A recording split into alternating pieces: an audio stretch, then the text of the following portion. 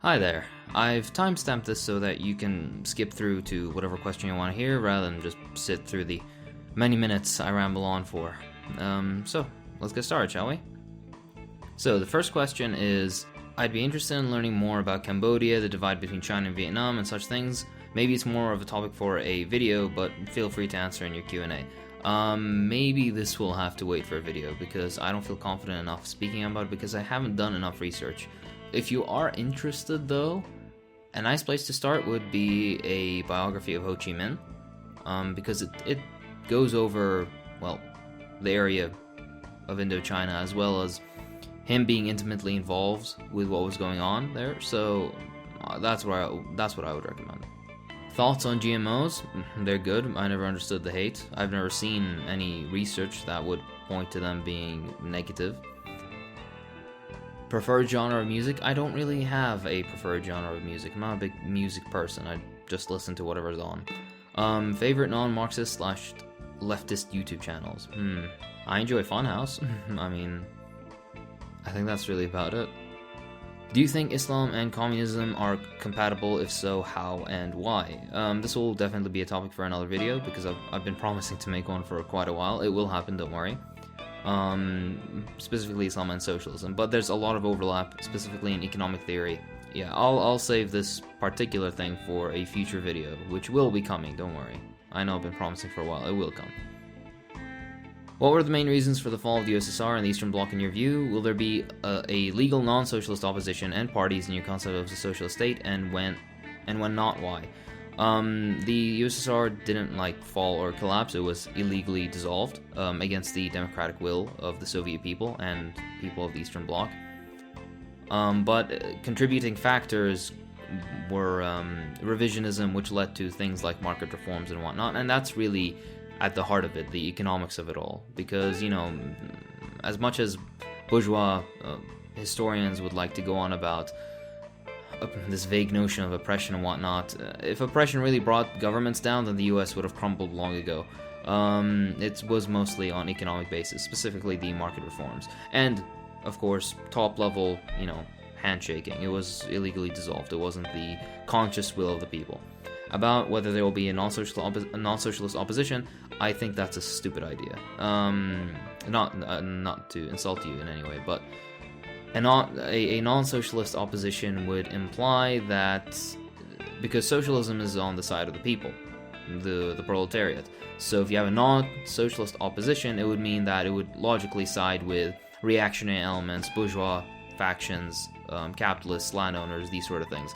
And why would you want to give these people any semblance of political power? These people should be, just as in the capitalist state is designed to oppress the proletariat, the socialist state is designed to oppress elements of the bourgeoisie, and we should maintain this oppression of the bourgeoisie. We should not allow them any semblance of political power or influence in society, because the second they get it, then they're going to try to revert back to capitalism and resume their oppression and exploitation of the people. So that's not a good idea. Same for parties. That's essentially giving political representation and power to bourgeois elements, and that is a bad idea. How has your life changed since your last Q&A? What has been positive and what has been negative in that time? This is a very lovely question, so thank you, Marxist Soviet. My life's been more or less steady, thankfully. Maybe my responsibilities have recently increased, but nothing much more than that. Positively, maybe it's bad to... nothing has happened. I guess that's positive. Negatively is, I have more stuff on my plate, really. That's the only thing, I guess. This just translates to me not having as much time to make videos, but I'm still, fairly committed to this channel, so don't worry about me just suddenly disappearing. I hope that doesn't happen again like it did last year.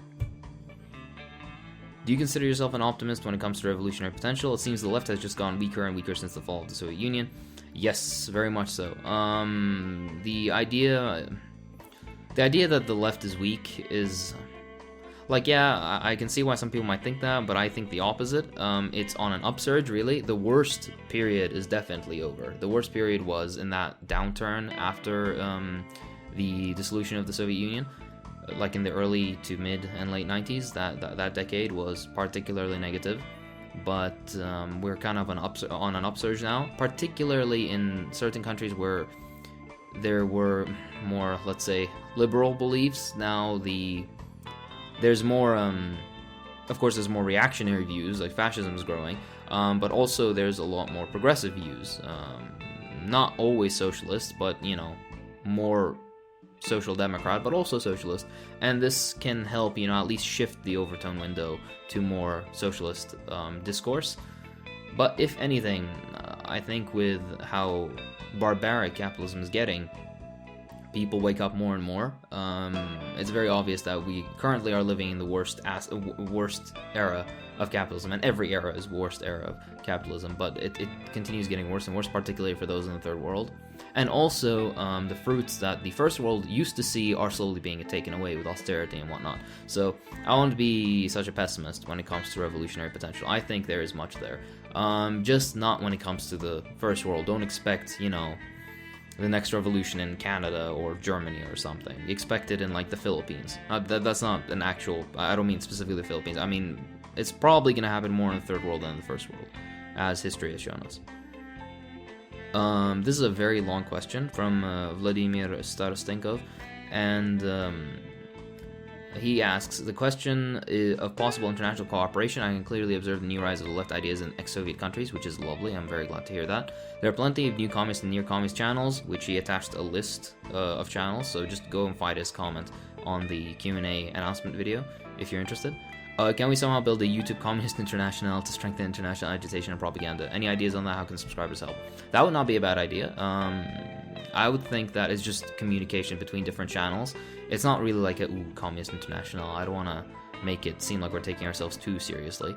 But it would be neat to have every channel kind of linked to the other, so that there would be more sharing of audiences.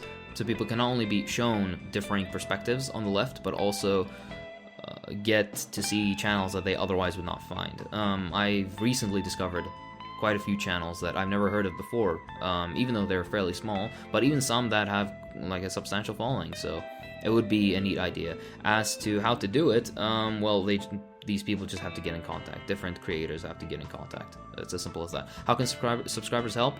Let different creators know about this idea if you like it, and also share content creators with other content creators, because even though I know quite a few, I still don't know all of them. I dare say I wouldn't know most of them, just because I don't have all the time to look for them, and I don't have all the time just to continue, you know, sifting through YouTube looking for these sort of videos and channels.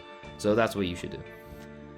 Recently I've asked the guy from Station Mark's channel to invite some of those who were present on Finbol's 10k stream, but unfortunately the guy doesn't speak English and the stream is simply not going to work. Maybe we can arrange some cross insertions of videos, joint projects. An example could be a joint video. Should we do just translations? Any suggestions? I would say, yeah, I wouldn't mind having, like, you know, cooperation. Again, this goes back to content creators talking with each other. One way of doing this sort of almost international would be to have them also make videos on each other's channels to give further exposure to each other. As to how it could be done, especially with the channels that don't speak English, or for example, like I don't speak Russian, so I couldn't speak with those Russian channels. Maybe through translations, maybe one video is prepared beforehand and the other one then translated by somebody who speaks both languages, and then the other content creator can add, like, you know, read the transcript and then add to that video, and then it's published together, and then they can be, you know, the CC, where there's comments. I don't actually know what CC stands for, but it's the subtitles on the YouTube videos. Like, there it would be a translation of both in Russian and English of the entire video. Maybe something like that. What's your estimate of the chances of quick, like, fascistization in Russia? Now it's under pressure of the Western capital, participates in imperialist conflict in the Middle East, and at the same time seems to be local capital is actively producing not only anti-Soviet propaganda, but also a lot of patriotic, quote-unquote patriotic media content. I would say it's been going on for quite a while in Russia in particular, because a big source of patriotism is Soviet accomplishments, and the current government in Russia doesn't want to attribute those to socialism in particular, even though many aspects of people and even some government officials do admit that was an intrinsic part of Russian history and whatnot. There's also an equal part that wants to reject it and paint it like, oh, it was a misstep in Russian history, so on and so forth. So I would say, this new trend of patriotic media content and anti-Soviet propaganda is meant to go in that way, to show basically that the Soviet era of Russia was a negative era where, Russian glory was suppressed, all that nonsense. The real shame is that there is a lot of Soviet sympathy, particularly nostalgia for, stability and economic prosperity and power and a state in the world where the Soviet Union was respected and feared in some regards. People are nostalgic for this sort of thing, having a strong country they can be proud of, and whether or not they agree with socialist principles, at the very end, the Soviet glory, let's say, was rooted in socialist principles. So the prime motive or the prime aim of people in Russia and the ex-Soviet countries, particularly communists in these ex-Soviet countries, would be to play on that nostalgia and make sure that it is understood that socialism was what gave to such a strong and respectable country, and as a result try to turn people over into the socialist cause. I think that would be the best course of action. But yeah, thank you for the question, and your English is absolutely excellent. Next question is from Damadru and Enbeek. What do you think of Georges Ibrahim Abdullah, the Japanese Red Army, and Kozo Akamoto? All heroes, definitely. If people aren't aware, these are people who played a part during the Lebanese Civil War. It was actual Lebanese people fighting against Israel and Israeli-supported fascists. Honestly, aside from the fact that they did good work, I really don't have much to comment on, particularly on the Japanese Red Army, because there aren't that many resources on them, sadly. If somebody knows some book or something, then please recommend it to me, because I'm very interested. Also, how do you perceive Stalin's support for Israel and the indirect arming Zionists through Czechoslovakia against Palestine and its indigenous population? تحيات من لبنان, تحيات من العراق يا حبيب. The thing about the USSR's early support for Israel, I believe, I can't recall the source, so I might look for it later, but if I remember correctly, Stalin voted against the creation of Israel and against support for Israel. It was other members of the Central Committee, and it was a democratic process. It was other people that voted in favor, and Stalin was outvoted. That's why, so it wasn't Stalin's policy in particular. It was just how, the democratic process ended up. And of course, people didn't know that the Zionists would do what they, hindsight is 2020, right? So who knows? In a perfect world, maybe there would have been a socialist Palestine where Arabs and Jews had, coexisted and then built this model of democratic unity that could be spread all over the Middle East. You really can't. We can't judge any support really, at least on part of the Soviet Union, to malicious intent. We can't attribute malicious intent to them, in my opinion, since again, hindsight is 2020. About Czechoslovakia's support to Israel, if I remember correctly, I was reading something recently. There was a lot of during the early period. Then there were quite a few Zionist sympathizers in the Czech government for whatever reason. Especially, and this got especially worse after the 1967-1968 period, where the war that happened, and following that, the aid to Egypt, for example, was reduced, and then eventually production of arms and shipments, so on and so forth, this increased towards Israel, so on and so forth. So this may have had to do more with provisionism than socialist policy. But then again, I'm really sorry, Dimitri, but I'm not the most read up on these things. I hope this was a satisfactory answer. Thoughts on U.S. media trying to rehabilitate the image of Bush? Yeah, whatever, man. War criminals are war criminals. They're going to do the same to Trump in 20 years, you'll see. Thoughts on the yellow vests? Nothing's really going to come from it, honestly. And plus, there's no concrete guidance to this movement. So at the end, if it doesn't have a strong leadership like a vanguard party, then it's just going to end up going nowhere. Do you think social democratic reforms in the first world cause workers in the third world to be even more exploited than if the first world was laissez-faire? No, each of them have differing negatives. I would say that in general, laissez-faire is a fantasy and it's never going to happen in the world anymore, at least in the first world. Now mostly it's going to be strong government participation in the market and modulating it to certain ends. As for social democratic forms, yeah, they affect first world workers in a way that makes them more complacent, but it worsens exploitation on the third world. So in that aspect, you can say, yes, social democratic reforms are worse. But that, I would say, it's worse because of the complacency of first world workers. Because look, maybe 50 years ago, in places like Italy, you could see that there was a very strong communist party. There was a very strong Italian communist party. In France, there was a very strong French communist party, so on and so forth. So yeah. If you were to meet an American soldier who served / is still serving in the war on terror, what would you say to them? What are you doing? Why are you fighting and dying for the wealth of old white dudes that don't give anything, don't give a damn about you or your family or your education or your children's education, your healthcare, so on and so forth? The usual socialist talking points, really. Just show them that this is not their war. Show them that the fact that ever since the quote-unquote war on terror started, terror has increased exponentially. Show them the fact that, for example, when the Americans were occupying Afghanistan, production of heroin skyrocketed. I mean, this is not a coincidence. Show them these things, and hopefully they'll see the light. And if they don't, then they're just too brainwashed for it, I guess.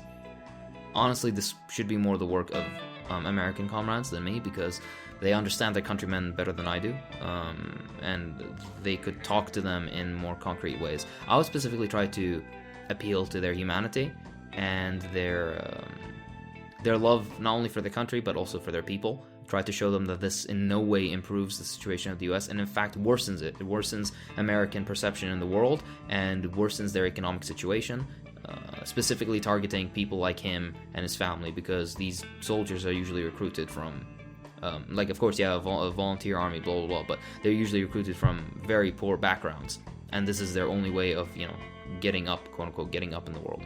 So, yeah. Assuming there's somehow a sufficiently strong communist movement in the third world, what are we in the first world to do? Should we infiltrate certain institutions, work on unions, stockpile for capitalist recessions? How do we circumvent the first world lack of revolutionary potential? So, if there were a sufficiently strong communist movement in the third world, what you should do is everything in your strength to support it. If they need money, then you send them money. If they need weapons, then you send them weapons. If they need, this is the most important thing. If they need support, particularly in reducing sanctions or reducing American or otherwise capitalist aggression against them, bourgeois oppression against them, if they need just good word in like the mindset of people in the West, for example in the US, if they need good publicity, then that is what you should focus on the most. You should try to undermine all efforts by your country to destroy these movements. So if you're an American, you should try to the fullest extent of your ability to undermine American efforts at destabilization, at supporting right-wing or fascist militias, at bombings, against bombings, against sanctions, so on and so forth. And also, you should try to educate as many people as possible about the merits of the movement, if there are merits to the movement. Usually there are, but I mean, you do have things like the Khmer Rouge. So, as long as it's a communist movement that can be supported, I mean, you can have your disagreements, but as long as they're doing good work, then support them in the ways I mentioned. As for infiltrating institutions and all the stuff, this is revolution talk, and you're gonna quickly be crushed, especially in a strong capitalist state. These are things that you should do only when capitalism is sufficiently weakened in your own country. How do we circumvent the first world's lack of revolutionary potential? That's a difficult question. You really can't. There's nothing you can do in the first world to do this, other than, agitate, educate, organize. For the most part, you're just gonna have to support third world movements so they sufficiently weaken capitalism in order to allow for you, as socialists in your own country, develop a strong enough movement, enough discontent with capitalism to grow. Because, you know, when the third world countries have their revolution, then first world countries will have less resources and people to exploit, and hence prices will go up, and living standards will decline, and as a result there will be more unhappiness in these countries, and that is really the bread and butter of revolution, when people are unhappy with the status quo. And that's when you do your work. So support third world movements. That's my number one advice to first world Marxists. There's a couple of questions here, but I won't answer all of them. I'll answer particularly the last one. Can you do another one of the case study of capitalism, a case study of capitalism in series? And if so, can you do one about my home country, Bulgaria? I really want to do those and continue them, but they're a lot of work, and I have quite a few more videos I want to do, because although those videos are quite fun to make, they don't really resonate with people as much, at least in my experience. Then again, it was my first ever video, so maybe I'll have a different reaction now from people, but other videos might have a stronger impact, I think, and that's what I'm trying to do, really. But it's definitely on the list. By the way, that doesn't mean other people can't make them. I don't have a monopoly on these videos. Go if you believe you are capable, and you're decent enough at editing, and you got yourself a decent mic, then go ahead and do it yourself if you want. And then let me know, and if you want, I can put it up on my channel and then link to your channel so that you get more exposure and so on and so forth. Please, if you want to make more video, if there are people who want to become content creators, then let me know. I'll try to help. The more leftist content creators on YouTube, the better, as long as you make good stuff. Like you're good enough at editing, and you know, I don't want to saturate YouTube with bad videos and bad editing and bad, you know, stuff like that, because then, you know, it kind of dilutes from and turns people off from this stuff. But yeah, I'm definitely up for it. And another question which is interesting is, who do you value more, Marx or Lenin? You can't value one over the other. They're both equally important. Lenin more so for political theory, Marx more so for economics. It's just simple as that. Yeah. As for the other questions, I've answered them before about what my family thinks. It's just, they don't really care. Honestly, they really don't care. It's just a thing that I do. They know I'm very political, so they're kind of used to it. Yeah, and that's it. Face reveal when? I'm toying with the idea, but not anytime soon, definitely. Maybe at 100,000 subs. Thoughts on the PFLP and Hamas? Heroes, all of them. Despite any reactionary traits or you know, negative publicity, what have you, they're still doing good work. Any resistance to the oppressor is good resistance to the oppressor. That's how I think of it personally. The one thing that I kind of don't like is sometimes leadership is a bit more complacent with the way things are going, and I would support a lot more militancy from both groups. But then again, I'm not in Palestine, I'm not on the ground, I don't know how the situation is, you know, day to day. I can't speak for them. They will make their own revolution, they will make their own liberation. The most I can do and the most you can do is support their struggle. What is your opinion on Qasim? He's specifically referring to the president of Iraq before the Baathists. Qasim Abdul Karim is specifically what he's talking about. He was a good guy. I don't think explicitly a communist, but you know, like the problems are extensive, and I'm gonna make a video on this about the socialist history of Iraq, and particularly all the revolutions that happened and everything, because it could be a bit confusing for people in the West or people who aren't too well read on the thing. On the situation. But the one biggest problem, and I remember this because of speaking to people in Iraq, is they tried to carry out a quasi-agrarian revolution, and it really didn't work out. There was a lot of killing of peasants and stuff, like, you know, these unpleasant, unnecessary things that turn people off from political movement, especially in, at the time, a very agrarian country like Iraq. Despite the fact that we did have some industry, the countryside was still particularly large, and this turned those people, which were almost the bulk of Iraqis at the time, off from the movement, so that was their mistake. But no, he was a cool guy. It's a shame that he was assassinated, and honestly, at this time, you can't, in hindsight, I really can't. I can't criticize him, because the situation, you can't know what was you couldn't have known what was gonna happen.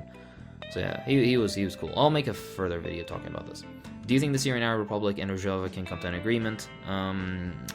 Yeah, I think they already have, and they have to. Rojava is very opportunistic, and they'll basically latch on to whoever's winning.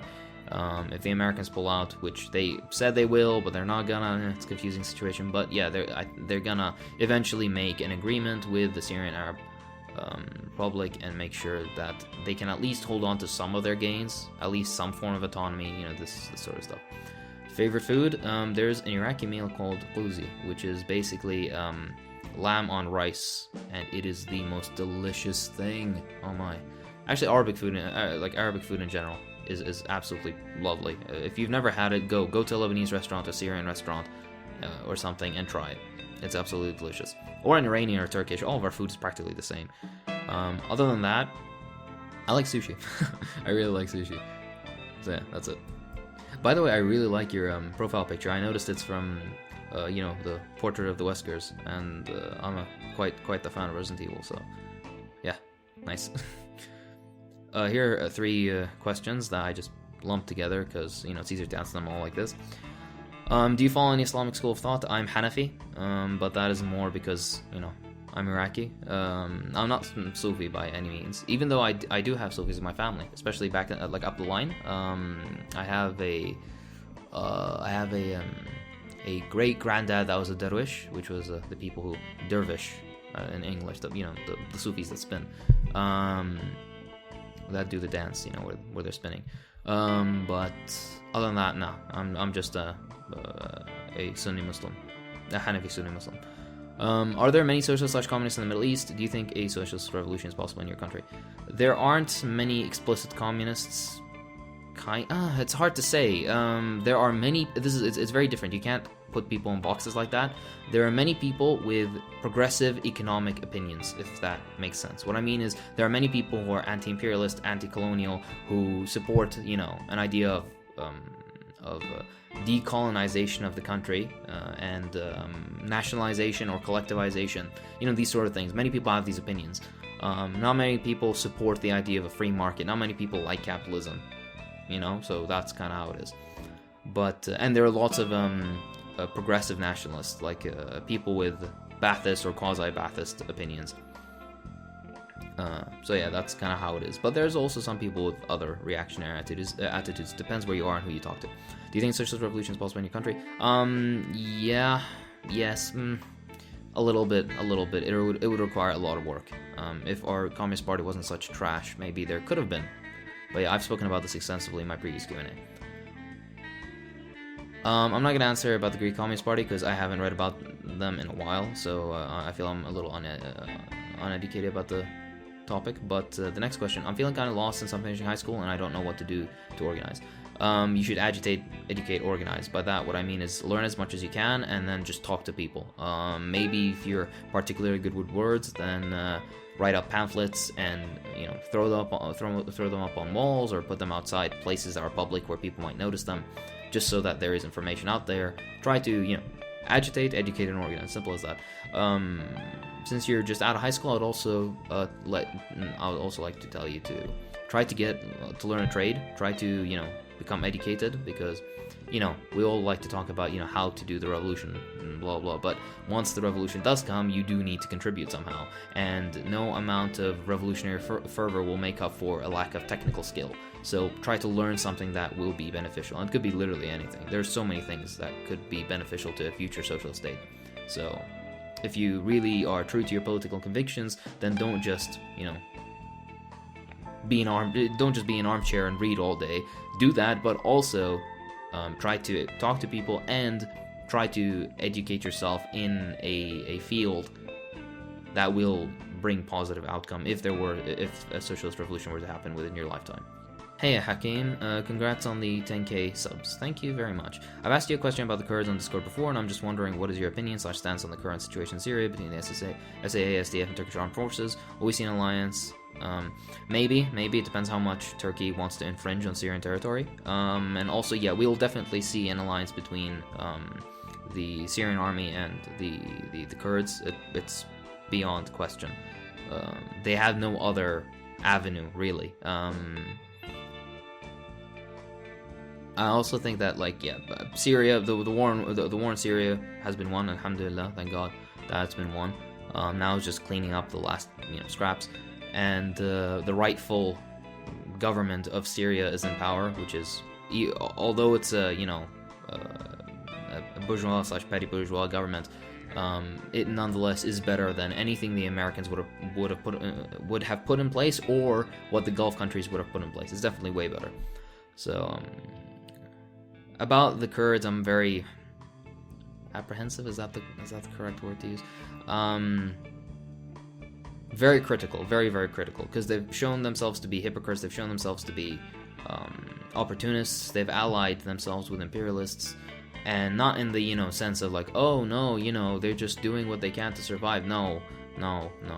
Their aims are not as beautiful and rosy as they try to show to the West, and that's very clearly evident if you've researched the topic extensively. So yeah, I might make a video about it in the future, or maybe not. Maybe we'll just let the situation develop and then see.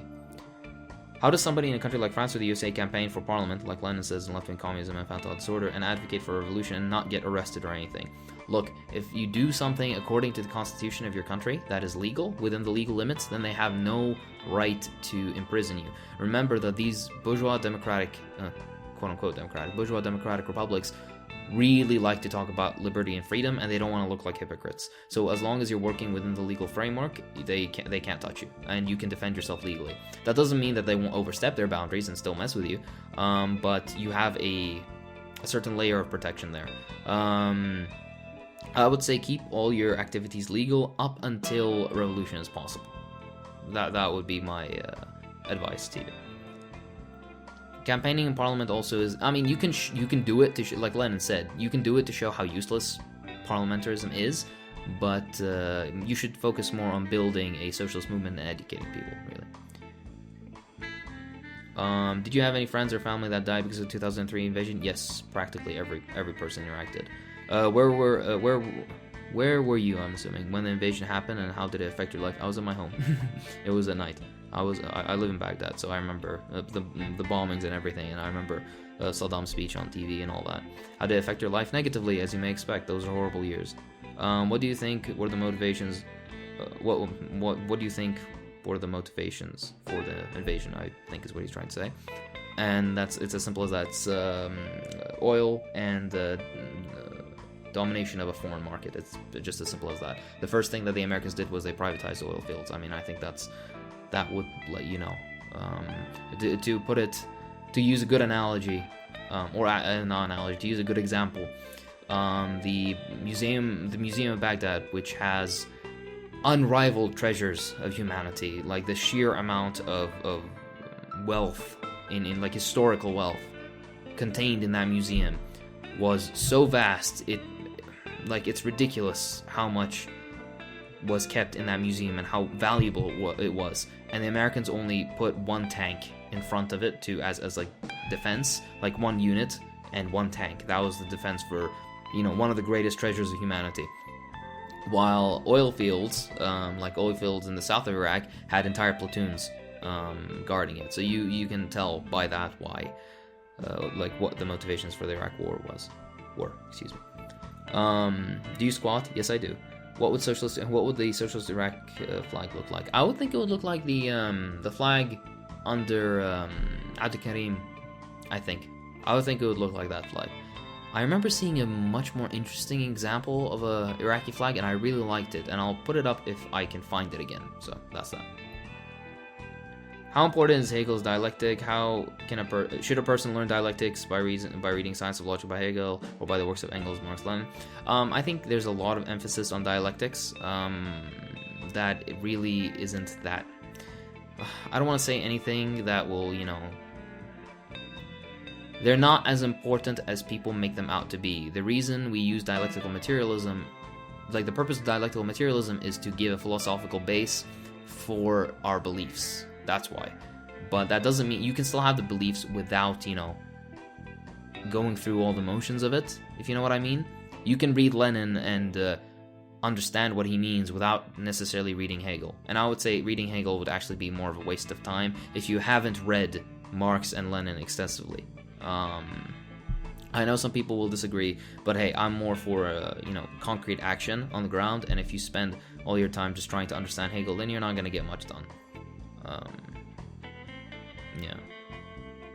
Read Hegel if you have the time, and try to understand him, because he's notoriously difficult to understand. But I would say if you can only read one book at a time, and it's between like Marx and Lenin and Mao, or Hegel, read Marx, Lenin, or Mao. That will be better for your political education. And then only if you really want to get serious, then you can start reading Hegel. That would be my advice. These two questions are kind of connected. Opinion on intersectional feminist theory and privilege theory, and the second person asks, do you believe capitalism, patriarchy, and white supremacy are three different systems with intersection, or are they under a single system capitalism? I believe even though some of them transcend capitalism, for example, the idea of patriarchy in certain societies extends beyond capitalism, they all are reinforced by capitalism, and you cannot get rid of any of them without getting rid of capitalism. You can't get rid of white supremacy without getting rid of capitalism. There's a reason there were no fascists in the Soviet Union, but Russia right now is crawling with fascists. There's a reason East Germany didn't have fascists, while currently in Germany, fascists there are quite a few of them. So yeah, you need to get rid of capitalism to get rid of white supremacy. You need to get rid of capitalism in order to get rid of patriarchy. But that does not mean that you cannot fight against these things under capitalism. So it is a good mindset to think that these things intersect, but you gotta remember that at the base of it, it's economics. So, know the micro and the macro, okay? Know that on the microscopic scale, you can fight against patriarchy, you can fight against ideas of white supremacy and race realism, these sort of things. You can fight against these, but you will never be able to eliminate these things unless capitalism is eliminated, unless the proletariat seizes the state. So that's my opinion. I'm glad to see your channel growing. I remember when you were still making videos in Ukraine. Thank you for sticking with me for so long. I hope I haven't annoyed you too much with my droning. How exactly would you structure a vanguard party and a later socialist government? This is a very big question, and I would say you try to get inspiration from former socialist countries, like from the Soviet Union. Try to get inspiration from Cuba. Cuba has a lovely system. But how would you structure a vanguard party is very easy. Really, it's not as difficult as people make it out to be. What you need to do is, first of all, you need to, of course, educate, agitate, organize. You need to do that as a base. First thing you can do always is start a chapter, like a party chapter within your city. You don't have to register the party with the state or whatever. You don't need, that's all formalities. No, what you can do is you can at first get a bunch of committed people together, and in your particular city, let's hypothetically say, like, I'll take my country as an example. If in Baghdad, if you were in Baghdad, then what you would do is you would try to get as many like-minded people as possible to try to have a professional attitude towards growing a party and creating the vanguard party. So what you would do is you would get these people together, and you would try to basically write out your own sort of almost constitution, what your goals are as a party. And then the first stage is you go out and try to educate, agitate, organize. You conduct the mass line, you go and you do interviews with people, you try to find out people's grievances, and then you absorb these ideas and then bring them back to the masses into a program that they can understand. And as you gain support, which you will if you do things right, then you can open chapters of party cells in other cities. So if you start in Baghdad, then you go to Nasiriyah, you'd go to Mosul, you'd go to Al-Qaim, that's a bit far. You'd go to Fallujah, these sort of places, and you start further chapters where you try to, and the people in those chapters would also do the same thing. They would go and try to find out what's grieving the people, and you'd formulate that into a program that they would understand. You conduct the mass line, and you continuously do this until you have influence and extent over your whole country. That's what's important. You shouldn't leave one aspect, you shouldn't neglect one section of your country, because then that'll be breeding grounds for reactionary attitudes.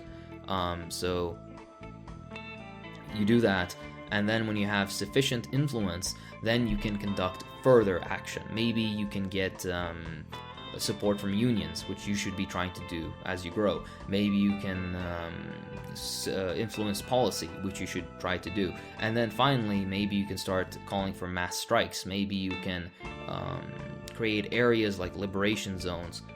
Like, this is getting very advanced, conducting people's war and all that stuff. This is like way later, but the way you start it is you start a party cell wherever you are, you get a couple of people together that are firmly committed to this cause, and then you try to agitate, educate, and organize. You conduct the mass line, you form a program that you can bring out to the people, that they will accept, and as people will slowly pick up your beliefs, then you'll get further support, and then you can try to expand your reach into further cities until you span over your whole country, and then you can conduct further action from there, based all on a democratic process. Remember that. Remember democratic centralism, and remember the fact that the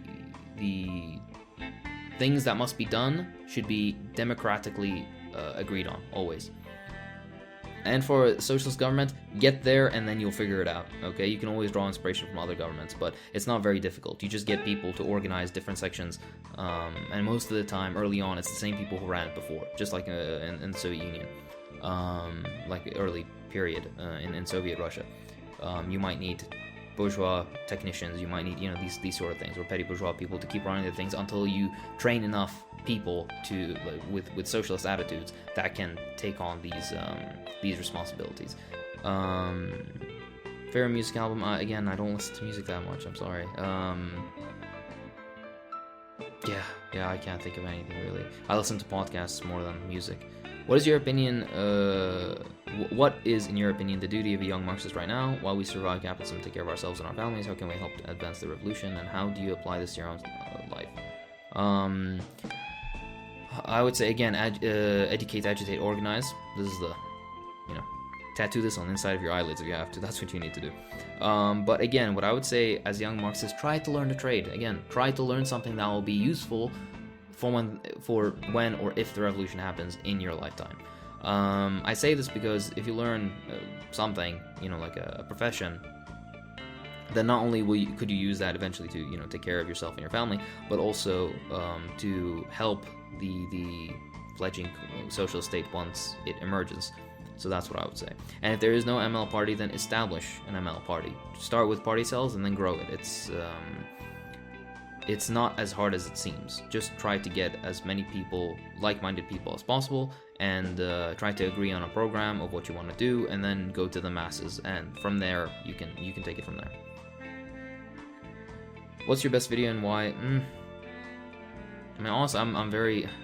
I don't want to sound cliche and be like, oh, I'm a perfectionist. I'm not a perfectionist, but I'm like, most of my videos, in my opinion, are okay. I could be way better, specifically in editing. I could be way better.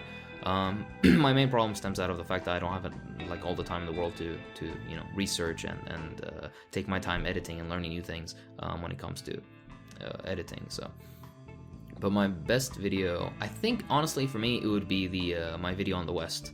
Why do they hate the West? I like that video. I had a lot of fun making it too. How do you feel about people's reactions to them in general? Mostly positive, some negative, but what can you do? I don't mind it. I get a lot of hate, as you may expect, but that's pretty much every left-wing channel does. And I don't really let it faze me. Do you work on them mostly alone, or do you have some regular collaboration? I'm all alone. I record and edit. I do everything alone. But of course, your support keeps me going. Your pleasant comments and just discussion and everything, that makes me really happy to see. So yeah, thanks to all of you for fuck me, my English is messed up today. How would you say that? Thanks? No, not thanks to all of you. Does that make sense? Thank you all. There we go. Goddamn. Thank you all for supporting me, because that really keeps me going. I really like reading your comments. I really like making sure that my videos have a good perception to people, because that's who I make them for. And yeah, I always make sure to read all your comments, even though I don't reply, because it's a lot. I get a lot of comments. I read every comment I get. So yeah. Again, yeah, thank you. Congratulations on the milestone. You're my favorite YouTuber and have influenced me a lot. Thank you. That's very nice to hear. Here's some questions. What do you think of left sectarianism? Sometimes it's a necessity. You can't do anything about it. Sometimes people there's too much infighting, but otherwise, it's a necessity in most parts. You can't reconcile very differing beliefs together. What do you think of feminism? It's a good thing as long as it's Marxist, like proletarian feminism. What do you think of the Holy Three? H. Bomber Guy, ContraPoints, and Sean. I like all of them. I watch all of them. They have good videos. I think my favorite would be Sean, but that's because, well, some people would consider his videos like kind of dry and very, you know. I like them. I like the way he delivers as well. He's always very calm, and that, I don't know, that appeals to me a lot. H. Bomber Guy is very funny, and ContraPoints is very extravagant, so it's fun to watch her videos. But Sean would be my favorite. I would also add somebody else to this. I would add Bad Mouse, who makes excellent videos. Bad Mouse Productions. So check him out if you haven't heard of him for some reason. He makes really great videos, and his editing is absolutely excellent. Excellent. I really like it. How do you think we should engage with fascists? With a bullet. That's how you should engage with them. They don't deserve discourse. They deserve to be shot or beat. That's what they deserve. I hope you're able to answer one of these. Well, I answered all of yours. Is that the Metal Gear theme I'm hearing in the background? Yes, it is. I'm a very big Metal Gear fan. Tea, good or bad? If good, what's your favorite? Yes, tea is very good for you. Actually, like, don't drink too much of it. Too much caffeine is not a good thing. But yeah, I absolutely love tea. I drink multiple cups every day. If good, what's your favorite? I like dark teas, black teas. I don't I don't drink green tea. I've heard of white tea, never tried it. And other forms of tea. You know, like the fruity teas. I don't. No, I'm not a fan.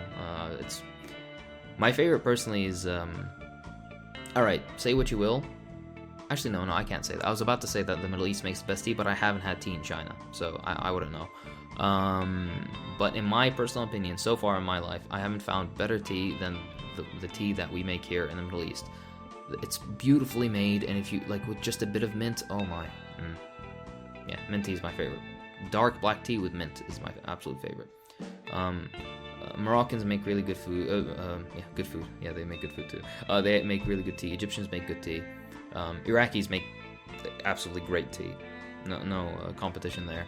Iranians make really good tea as well. I've had Kashmiri tea before as well, and it's lovely. I've had I can't remember the name because they have so many over there, but I've tried a couple of them, and I love how I love how they're still black teas, but they're so flavorful because you can get some with cinnamon, you can get some yeah, I can't remember the names, I'm sorry, but they're lovely as well. The DSA and oh, I always forget her name. Cortez, Ocasio-Cortez. I can't remember if it's Alexandria or Alexandra, but Ocasio-Cortez and the DSA. Thoughts? Lukewarm Social Democrats for the most part. Maybe I'm not American, and I haven't engaged with their ideas enough.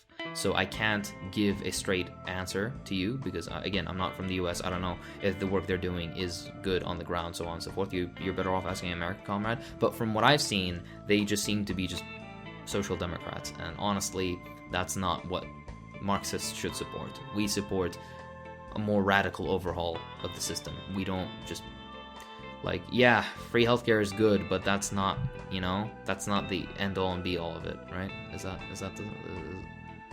the phrase? Yeah, that's my opinion about it. If they're doing good work, then I hope they continue doing good work, but from what I've heard, they're just liberals, and as a result, I'm very skeptical. They're not gonna cause the socialist revolution, and no, they won't bring more people over to socialist ideas. They're just gonna make more Democrats kind of, again, lukewarm social democrats before they, regress back into that weird neoliberal sphere they live in. So yeah. Radical Reviewer, who makes excellent videos. I think you should really check him out. He asked, how do we avoid ecocide and at the same time provide adequate food, clothes, and shelter and medical needs for the people of the world? Destroy capitalism and establish socialism. It's as simple as that. There's not really much more to say there.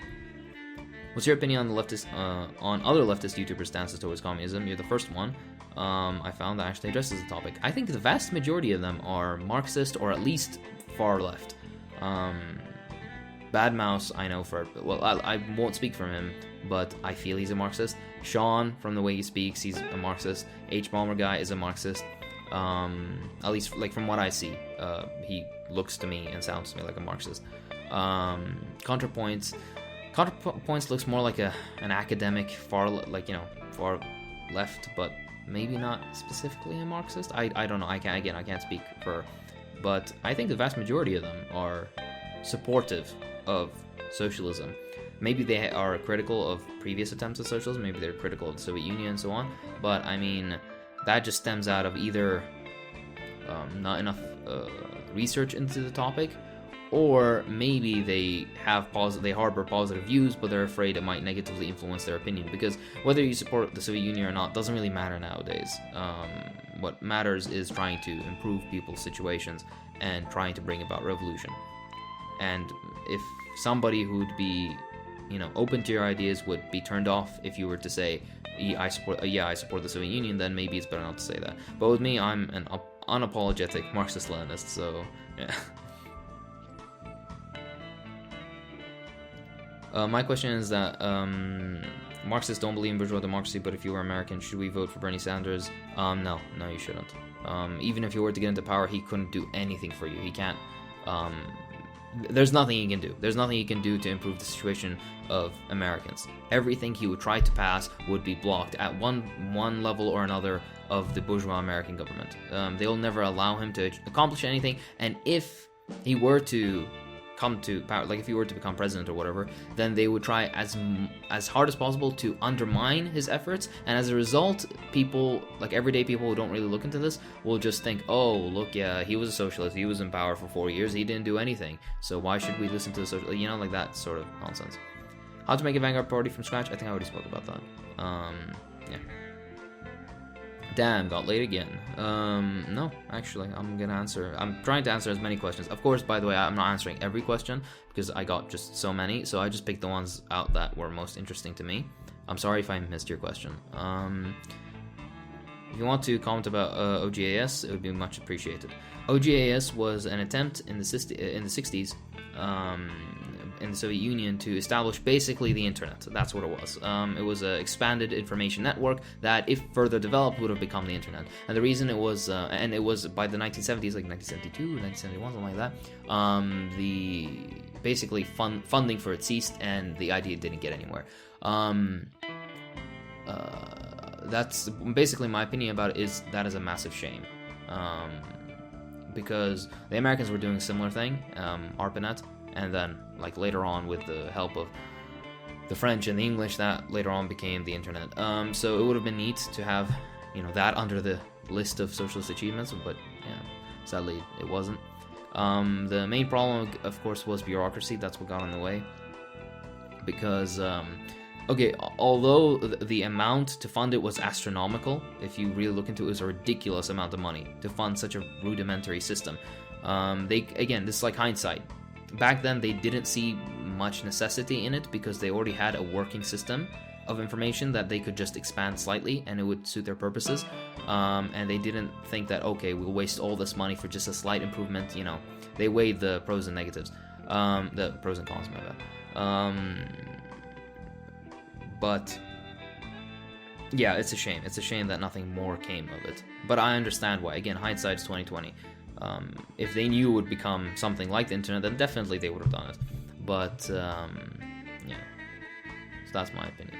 Same goes, by the way, with Project Cybersyn. It's a shame that was nipped in the bud, so to speak. But what can you do? Fucking capitalism promotes innovation, right? What's your thought about economic Islam? I think what he means is Islamic economic theory. Islamic economic theory is just like socialism is Islamic economic theory extended. Honestly, socialism is against interest. Same with Islamic economic theory. Socialism is against, like for the most part, against private property, and so is Islamic economic theory. Again, there's a lot of confusion around this topic, but again, when you read into Islamic economic theory, you also have to make the distinction between personal, public, and private property, which many people don't do. So when many again, many Muslim scholars like Al-Ghazali spoke about economics at points. Or Ibn Rushd as well, I believe, spoke about economics, and they spoke about private property. Like, it's usually in English translated into private property, but usually they refer to personal property, you know, these sort of things. But yeah, I'm gonna make a video about this definitely. But it's socialism is just Islamic economic theory in more modern conditions, in my opinion. Especially since Islamic societies existed not in a feudalistic, for the most part, not in a feudal system, but in a pre-capitalist system, not an Asiatic mode of production, but a unique pre-capitalist economic model. So yeah, I'll make a video talking more about this later. Are you considering doing more historical analysis videos? I really enjoyed the context you gave on transitions from socialist to capitalist models and the collapsing USSR and Ukraine. I'd be interested in more videos or perhaps suggestions to get more context on where to find better sources on the historical progression of socialist countries outside of my heavily biased educational courses. This is a very lovely question. I am planning to do more of them. I just need to find the time. Again, I try to do 2 videos a month, just to stay consistent. But sometimes I can do none, sometimes I can do 1, and sometimes I can find the time to make like 6. So it really depends on my time. So I would love to make more, but my schedule really gets in the way. About sources, honestly, it's just internet research. That's where I get the video for Ukraine was just like a couple of days of internet research I did and found all these sources and then compiled it into a nice script.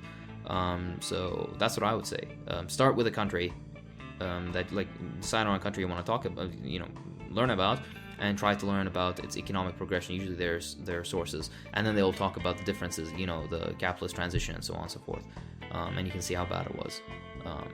Like the Czechoslovakia, which then became Czech Republic and the Slovak Republic, has many sources on it because that was the video I wanted to make. Russia has many sources. Yeah, so you can do that. I was also gonna mention the GDR also has quite a few sources on this, so you just do Google research and you'll find these things. What do you think about the Asiatic mode of production in the development of some Eastern societies? It wasn't a fully fledged out idea by Marx and Engels, I don't think, but there is some merit to them because again, they weren't just feudal nations. They were different from European development, and it's very, dare I say, Eurocentric, and sometimes even Orientalist. Not Orientalist, excuse me, Eurocentric, to assume that the Far East and the Middle East and other parts of the world developed along European lines. No, they all followed different,